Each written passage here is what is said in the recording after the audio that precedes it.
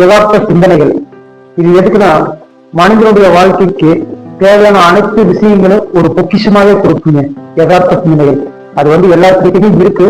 ஆனா நம்ம அதிகமா அதை உபயோகப்படுத்த மாட்டோம். காரணம் என்னன்னா மறந்துடுவோம். அதுதான் உண்மை. இப்படி எல்லா விஷயங்களும் மனிதன் சார்ந்து மனிதன்கிட்டயே எல்லா விஷயங்களும் இருக்குது. நம்ம அதை தெரியாம பல நேரங்கள்ல மற்றவங்களை எதிர்பார்த்து இருப்போம். பல நேரங்கள்ல. ஆமாங்க. இது என்ன மாதிரி சிந்தனைகள் கொடுக்கு அப்படின்னா, இறை சார்ந்த சிந்தனை எப்பவுமே ஒரு நல்ல விஷயங்களை தான் ஊக்குவிக்கும். அதுல எந்த ஒரு தடையும் பண்ண முடியாது. அதே மாதிரி யதார்த்த சிந்தனைகள்ங்கிறது வாழ்க்கை முறையிலிருந்து மாற்றம் இல்லாம இருக்கிற ஆளுங்களுக்கு மாற்றத்தை கொடுக்கக்கூடிய பல விஷயங்களை முன்னிலைப்படுத்தும் இந்த யதார்த்த சிந்தனைகள்.